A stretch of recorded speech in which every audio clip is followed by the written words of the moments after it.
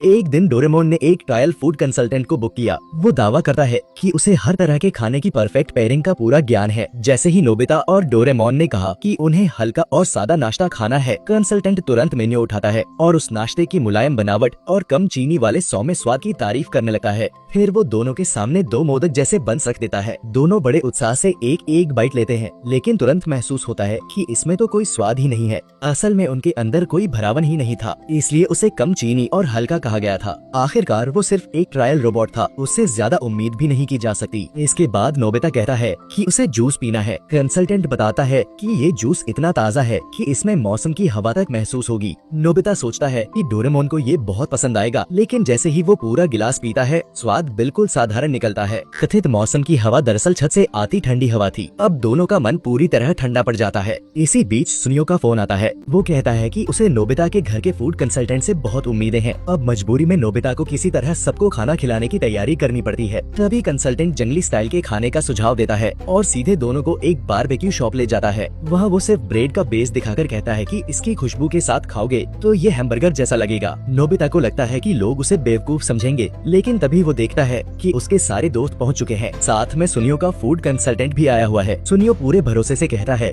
कि नोबिता का लंच बहुत घटिया होगा। उसके कंसल्टेंट ने पहले ही बीफ फोई ग्रास जैसे महंगे और हाई क्लास व्यंजन तैयार कर रखे हैं। नोबिता को लगता है कि हार तय है, लेकिन तभी नोबिता का कंसल्टेंट मजाक उड़ाए जाने के बावजूद मेन्यू निकालता है और कहता है कि उसने अल्टीमेट स्वाद तैयार किया है, एक ऐसा अनुभव जिसे खजाने में छुपे परम स्वाद कहा जा सकता है। इसके बाद सबको जंगल की ओर ले जाया जाता है। नदी के किनारे चलते चलते रास्ता खत्म हो जाता है। तभी डोरेमोन अपना एनीवेयर डोर निकालता है। दरवाजा खोलते ही सामने एक घना आदिम जंगल दिखाई देता है। कंसल्टेंट बताता है कि लंच बॉक्स का पहला खजाना एक लाल रत्न जैसा पदार्थ है, जिसमें हल्की खटास होती है और जो खाने के स्वाद को कई स्तरों तक बढ़ा देता है। डोरेमोन समझ जाता है कि कंसल्टेंट कुछ ज्यादा ही बढ़ा चढ़ाकर बोल रहा है। इधर कमजोर शरीर वाला नोबिता थककर रोते हुए कहता है कि थोड़ा रुक जाओ। इसके बाद सबको रेगिस्तान ले जाया जाता है। यहाँ दूसरी सामग्री दिखाई जाती है जिसे समुद्र का तोहफा कहा जाता है, जिसमें हल्का सा नमकीन स्वाद होता है। फिर जिस पहाड़ पर चढ़ना होता है वो बेहद कठिन होता है। खजाने की आखिरी सामग्री ऐसा स्वाद है जो मुंह में फैलकर गहराई तक महसूस होता है। उस अल्टीमेट लंच को खाने के लिए सब भूख सहते हुए लगातार ऊपर चढ़ते रहते हैं। अचानक नोबिता का पैर फिसल जाता है।